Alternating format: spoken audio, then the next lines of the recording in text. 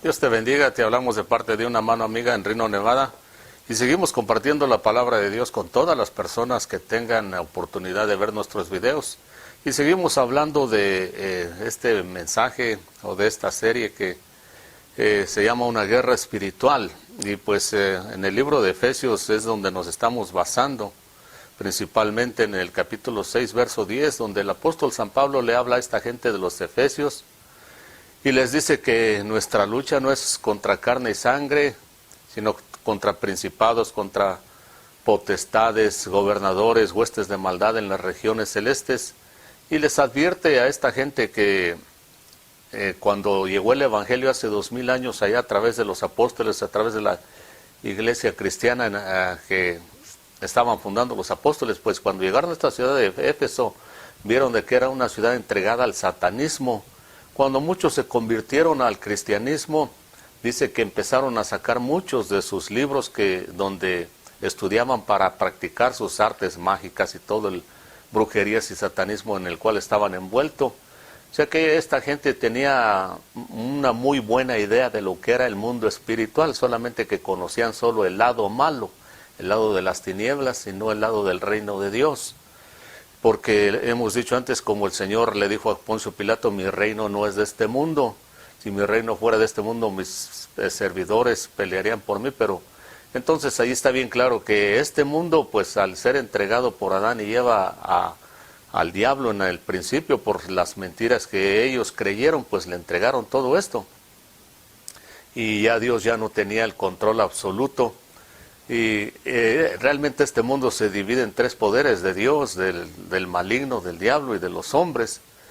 Pero como tenemos una naturaleza mala, caída, que nos gusta el pecado, nos gusta la corrupción, pues le hacemos más caso al enemigo, al diablo. No le hacemos mucho caso a Dios, a no ser que lo tomemos muy en serio y nos consagremos y apreciemos la salvación de nuestras almas. De otra forma, siempre vamos a fallar y el diablo va a salir ganando, la muerte va a salir ganando.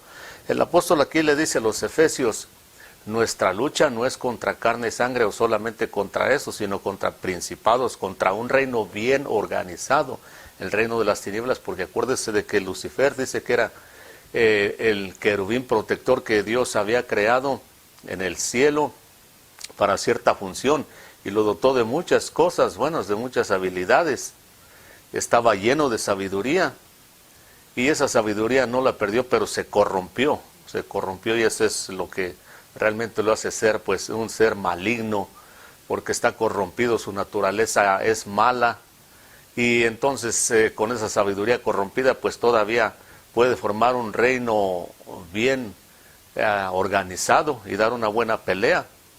Y tienen realmente mucho más poder de lo que uno se imagina, pero claro, Dios está sobre todas las cosas, pero a Dios demanda que le creamos fidelidad y obediencia, que creamos realmente su palabra. Y vea que cuántos libros en este mundo se han escrito desde miles y miles de años, muchísimos libros, muchos pensadores, sabios, gente muy inteligente, pero todos esos libros han quedado en la historia o solamente son historia. Y toda esta sabiduría de los hombres es para gobernar, para vivir en este mundo según ellos mejor, pero ningún tipo de gobierno realmente trabaja en este mundo que venga de los hombres, porque siempre son influenciados por el mal, siempre terminan escuchando la voz del diablo. Y el gobierno humano entonces viene a ser destruido. Y aparte de eso, cuando Dios ve, Él manda su palabra, manda mensajeros como envió a los profetas en el pueblo de Israel, incluso a otros pueblos vecinos en aquel entonces. Les advirtió, como en el caso de Nínive. Nínive, dice la palabra de Dios, de que era una ciudad totalmente corrompida, la gente era muy mala, no conocían a Dios ahí para nada, ni les interesaba, aunque sí habían oído de Él, porque eran vecinos del pueblo de Israel. Algunos profetas incluso fueron a veces a tratar con gente de allá. Pero en esta ocasión Dios a través de Jonás les dice, hey, ve y dile a ese pueblo de esa nación de Nínive o esa ciudad, de que tienen 40 días para arrepentirse, para cambiar sus vidas. Si no, voy a hacer con ellos lo mismo que hice con Sodoma y Gomorra. A Sodoma y Gomorra, acuérdese de que dice la palabra de Dios de que nunca se les fue enviado a nadie para que se arrepintieran. El único que vivía allí era Lot. pero Lot se arrimó a Sodoma y a Gomorra realmente por motivos económicos, porque dice que cuando se dividió, se apartó de Abraham, dice que él ganó hacia Sodoma y a Gomorra porque vio pastos muy verdes para sus ganados, así que a él lo movió realmente la situación económica, quería estar bien económicamente, lo que no es malo, pero hay que ver el precio que se tiene que pagar muchas veces por las cosas materiales. Y por eso la palabra de Dios es clara y dice, la bendición de Dios es la que enriquece. Y no dice dónde, porque Dios enriquece en cualquier lugar, cerca de Sodoma, lejos de Sodoma, en Israel, fuera de Israel, en la luna, donde quiera que uno esté. Si uno tiene la bendición de Dios, uno progresa. Pero Lot se fue para allá, pues él no fue realmente con intenciones de predicar el evangelio, de llevar esperanza a que se arrepintieran a Sodoma y Gomorra. Entonces Dios tuvo que destruirlas, aun cuando realmente nadie fue enviado a que se arrepintieran. Pero a Nínive Dios le envía el profeta Jonás y llega predicando muy duro y les dice, miren, tienen 40 días para que se arrepientan o el juicio de Dios va a caer sobre ustedes. Ahora aquí, lo interesante de esto es que Jonás solamente llegó con ese mensaje, no les llegó hablando de mucha teología. Miren, Dios, Elohim, y en el principio era el verbo, y el verbo era Dios, y todo eso, y explicándoles allí desde la creación y muchas cosas. No, Él les dijo, arrepiéntanse o van a pagar el precio. Y esa gente, fíjese, por eso es que nosotros los seres humanos no tenemos excusa. Esa gente entendió claramente lo que Jonás les estaba diciendo. Se tenían que arrepentir de su mala vida y tenían que hacerlo como Dios decía. Lo poquito que habían oído del Dios de Israel les sirvió y dijeron, hay que arrepentirnos porque este Dios de Israel ya sabemos lo que hizo con Egipto por no haberse arrepentido. Ya sabemos lo que hizo con Sodoma y Gomorra y con otros, posiblemente también habían oído del diluvio. Así que dijeron, hay que arrepentirnos, y no les tomó mucha sabiduría, no les tomó simplemente cuando una persona de verdad quiere arrepentirse, no hay necesidad de que se le explique toda la Biblia, no hay necesidad de que se le explique paso por paso, especialmente si tiene mucha necesidad. Pero los seres humanos les gusta jugar, muchos seres humanos les gusta jugar con Dios, y les gusta jugar con sus vidas, con sus almas, muchas excusas, muchos pretextos, y mucho vaivén, y mucho aquí, mucho allá. Es porque no se quieren realmente arrepentir, pero el que ve la necesidad y sabe la situación y que Dios ya no va a tolerar mucho, dice, me tengo que arrepentir, como el ladrón de la cruz también. Estaba en sus últimos momentos de su vida crucificado allá. Al principio le siguió la corriente al otro ladrón. Le decían a Jesús, bájate de allí y nos bajas también a nosotros. Pero cuando él ya no decidió de seguirle la corriente al otro ladrón que no se quiso arrepentir, dijo no, reaccionó. En los últimos momentos de su vida reaccionó y dijo, no puedo seguirle la corriente a este que no se quiere arrepentir porque ya no me queda mucho tiempo. Más vale que yo me arrepienta aquí, ahorita, y reconozca a Jesús. Y por eso le digo, Señor, mira, cuando vengas en tu reino, acuérdate de mí. El Señor ahí le prometió que iba a estar con él en el paraíso, pero vea, el mismo ladrón ahí le está diciendo, cuando vengas y a establecer tu reino, acuérdate de mí. Porque ahí claramente se ve que este mundo no es reino de Dios, por lo menos no 100%, porque ahí estaba crucificado el Señor. Y por eso aquí, vea, el apóstol San Pablo le dice a los efesios, nuestra lucha es contra principados, contra el imperio de las tinieblas, y tenemos que estar listos. Y lo primero, entonces, ya hemos hablado de esto, de que hay que estar fortalecidos en el Señor a través de orar, a través de conocer la palabra de Dios, a estar llenos de gozo, porque el gozo del Señor es nuestra fortaleza, y uno decide si vive en gozo o vive uno deprimido, porque Dios está dispuesto. Acuérdese que el Señor en Getsemaní oró, cuando estaba orando, cuando iba a ser crucificado, estaba orando intensamente, y aquellos apóstoles, Pedro, Juan y los demás, estaban bien dormidos. El Señor viene y los despierta un par de veces y les dice, el espíritu está siempre dispuesto, aunque la carne sea débil. Siempre el espíritu está dispuesto, así que nosotros somos los que tomamos la decisión. Si vivimos en el espíritu, una vez aceptamos a Cristo como Señor y Salvador, nacemos de nuevo. He aquí todas las cosas viejas pasaron y he aquí todas son hechas nuevas. Así que la persona ya tiene el poder y la habilidad de vivir una vida nueva y de vivir en gozo si quiere. activar ese gozo a través de la fe, porque el Espíritu de Dios ya está en la persona que le va a ayudar a vivir en gozo sin importar la situación. El Señor dice allí, el Espíritu siempre está dispuesto, aunque la carne sea débil. Entonces acá, el apóstol les dice a los efesios que se fortalezcan en el Señor, porque lo que viene, lo que les va a explicar, pues es bastante complicado, duro, y es una lucha constante, no es solamente los fines de semana. Por eso les digo que vivir una vida religiosa es lo peor que uno puede hacer, el peor error que uno puede cometer, porque el diablo no duerme, él no descansa sábado y domingo, él no celebra el 4 de julio, él no celebra la Navidad ahí con su familia abriendo regalos, él no celebra el santo, el cumpleaños, nada de eso, él está activo las 24 horas. Y así, como el Espíritu siempre está dispuesto, dice el Señor Jesucristo, uno tiene que todos los días levantarse con la espada del Espíritu, que es la palabra de Dios, y con toda esta armadura, los zapatos del Evangelio de la paz, el cinturón de la verdad, que es lo primero que menciona el apóstol aquí, como vamos a ver, la coraza de justicia que va aquí en el pecho, para proteger el pecho, el corazón, el yelmo de la salvación, que se pone en la cabeza para proteger la cabeza, y sobre todo el escudo de la fe para apagar todo dardo de fuego del maligno, dice el apóstol, dice. Así que toda esta armadura nos la tenemos que poner constantemente, dormir con ella, porque el soldado romano y los soldados que van a una batalla no se ponen pijamas cuando llega la noche para irse a dormir, cuando están en la batalla, cuando hay guerra. Si se van a dormir un par de horas, no se van a quitar su ropa, el fusil a un lado, no. Se van a quedar vestidos como soldados de guerra, con todas las armas y todo lo que llevan, porque en cualquier momento el enemigo puede atacar y tienen que estar listos. Así nosotros también, desde que venimos a Cristo, tenemos que ponernos esa armadura y no quitárnosla nunca.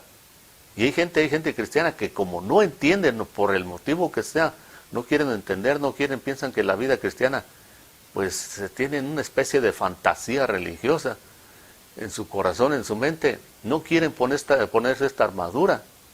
Es imposible, porque una vez venimos a Cristo, pues el Señor, acuérdese que desde el principio le dijo a Adán y a Eva cuando pecaron, voy a poner enemistad entre la simiente de la mujer y la simiente de la serpiente.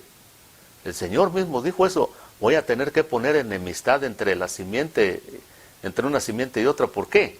Porque muchas veces andamos de la mano con las tinieblas y no se nota la diferencia. Muchas veces andamos de la mano con la muerte y no se ve la diferencia.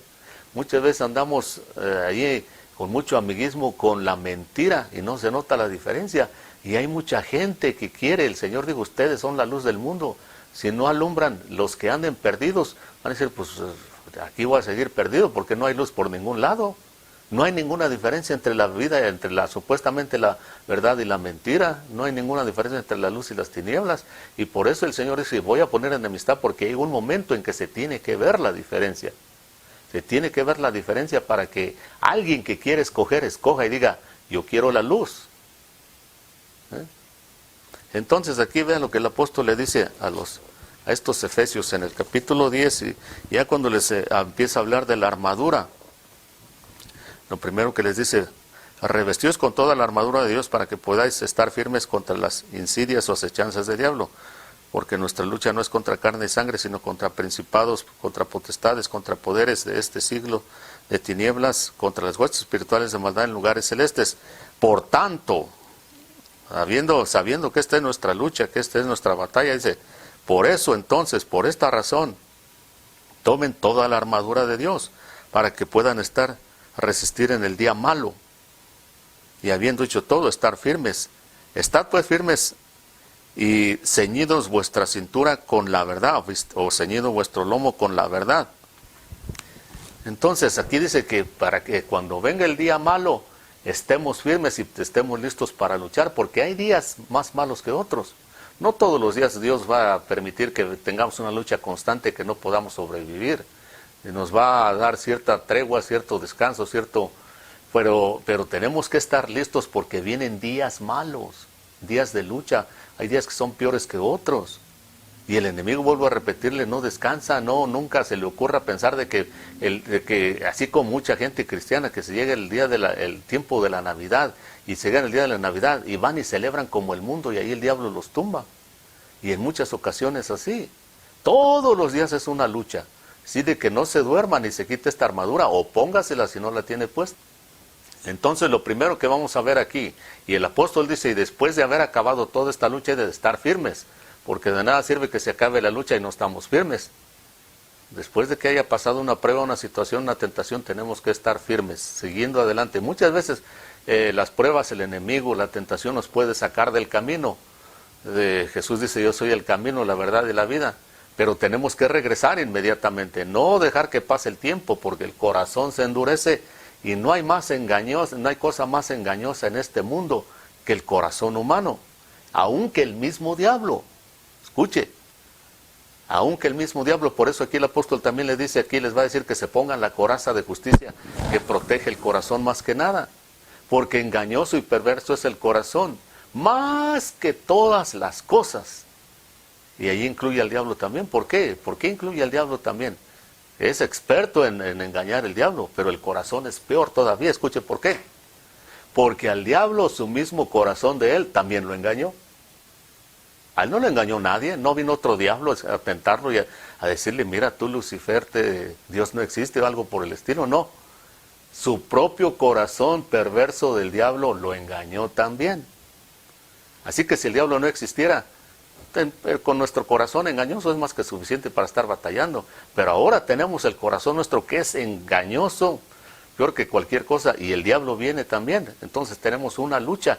Pero aquí Dios pues da la solución, dice, pónganse la coraza de justicia. Pero lo primero que enseña, porque esta armadura no es literal, sino que todo es información, todo es conocimiento de la palabra de Dios. Un conocimiento lo más acertado, lo más adecuado posible, y bien utilizado con el poder del Espíritu. La palabra de Dios es espíritu. El Señor dijo, mis palabras son espíritu y vida. Por lo tanto, se pueden activar solamente viviendo una vida en el Espíritu. La fe que de la que hablamos nosotros aquí de la palabra de Dios, porque la fe viene por el oír la palabra de Dios. Es una fe que se puede activar solamente por el Espíritu, solamente viviendo una vida en el Espíritu. Y entonces aquí todo lo que la armadura realmente es conocimiento de la palabra de Dios. Y por eso entonces lo primero que menciona el apóstol es esto. Dice, estad pues firmes y ceñidos vuestros lomos o vuestra cintura con la verdad. Ya, lo primero que dice el apóstol entonces, lo primero que les aconseja, estén firmes y estén ceñidos sus lomos o su cintura con la verdad. En otras versiones dice, ceñid vuestros lomos con el cinturón de la verdad. Cíñanse con el cinturón de la verdad. ¿El cinturón dónde es? Va en la cintura. En los viejos tiempos y también hoy en día todavía hay diferentes tipos de cinturones o de cintos para ceñirse, para amarrarse. No solamente sirve para amarrarse uno la ropa, sujetarse bien la ropa, los pantalones. En este tiempo, en este siglo que vivimos, normalmente se usa un cinturón o un cincho para, la mayoría de las culturas, para sujetar los pantalones, que no se le caigan a uno, que por cierto la cultura está media trastornada, porque en lugares, por lo menos en Estados Unidos, pues mucha gente joven, muchachos, especialmente como que no les gusta eso, al contrario, como que quieren tirarse los pantalones hacia abajo, pero es parte de la mala cultura. Pero el cinturón está designado para amarrarse bien los pantalones, y vamos a ver muchos ejemplos de la palabra de Dios cuando hubo hombres que se enfrentaron a situaciones, tuvieron que tomar decisiones y tuvieron que ceñirse. Lo primero que tuvieron es que tuvieron que ceñirse. En otras palabras, ceñirse es tomar una actitud de decisión firme sobre algo que uno va a hacer, sobre algo que uno va a emprender, sobre una cosa que uno va a establecer.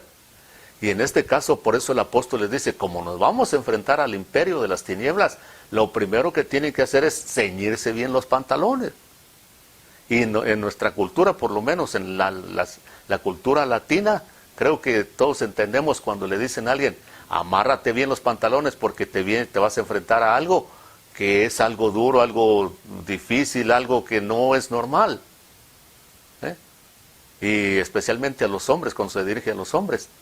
Si eres hombre, amárrate bien los pantalones, sujétate bien los pantalones, cíñete bien. Y vea, ¿por qué? ¿Por qué? Lo primero que vamos a ver es por qué. El profeta Jeremías habló de ceñirse el cinturón, y aquí Dios le habla al profeta y le dice por qué. En el capítulo 13 del libro de Jeremías voy a leer. Dice, así me dijo el Señor, ve y cómprate un cinturón de lino y póntelo en la cintura, pero no lo metas en agua. Compré pues el cinturón conforme a la palabra del Señor y me lo puse en la cintura.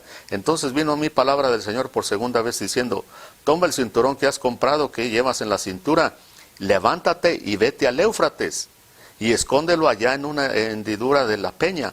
Fui pues y lo escondí junto al río Éufrates como el Señor me había mandado. Y sucedió que después de muchos días el Señor me habló, me dijo, levántate y vete al río Éufrates y toma de allí el cinturón que te mandé que escondieses allá.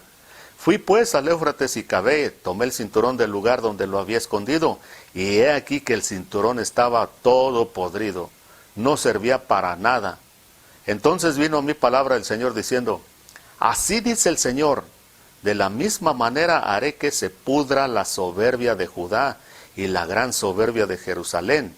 Este pueblo malvado que rehúsa escuchar mis palabras, que anda en la terquedad de su corazón y se ha ido tras otros dioses, a servirles y a postrarse delante de ellos, ha de ser como este cinturón que no sirve para nada.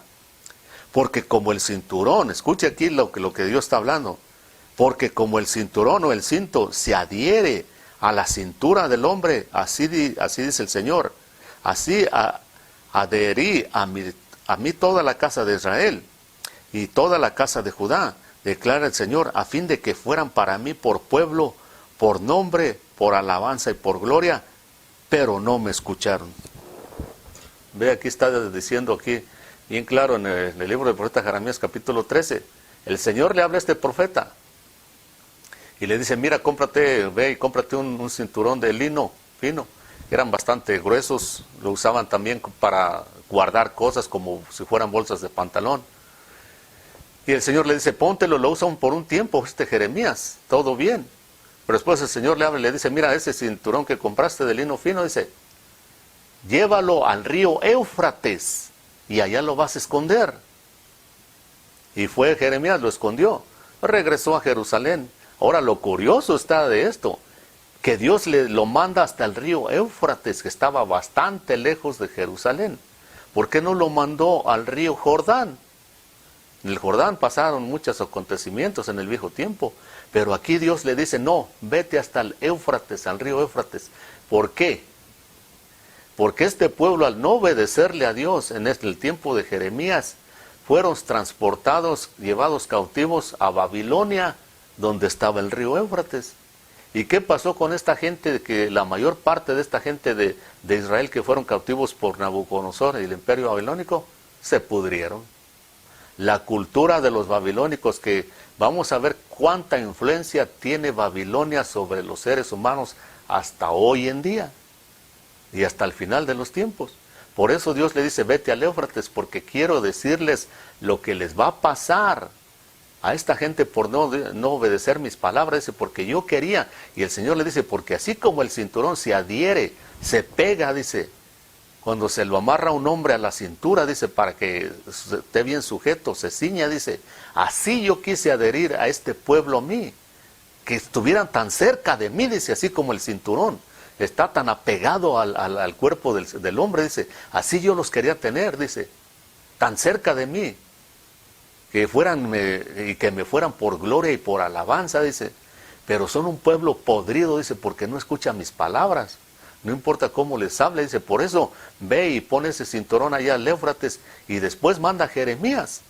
Dice, ve y trae el cinturón, va hasta el Éufrates, y va y regresa y lo trae, y dice que estaba todo podrido, ya no servía para nada.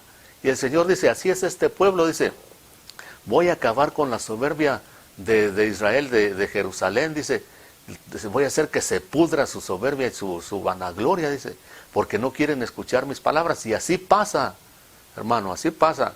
Cuando rehusamos a oír la palabra de Dios, no queda otra más que nos vamos a podrir. Y dígame si no está el mundo así, y si no va el mundo así. pudriéndose cada día vez más, como este cinturón. ¿Y por qué? Pero fíjese, el asunto está aquí que sin darse cuenta muchas veces o sin querer darse cuenta, el mundo va así, pudriéndose cada vez más. Porque allá, vuelvo a repetir, en el Éufrates estaba Babilonia, ahí estaba establecida la ciudad de Babilonia. Más tarde, en el capítulo 40 y tantos, allí Jeremías explica de que este pueblo fue llevado cautivo a Babilonia, y Babilonia era una ciudad conocida por mucha idolatría. Adoraban un montón de dioses paganos allí, los Baales que significa señores, dueños, esposos. Allá tuvieron que, ellos no hacían caso de la voz de Dios, y cuando uno no hace caso de la voz de Dios, Dios va a permitir de que la situación se agrave mucho peor.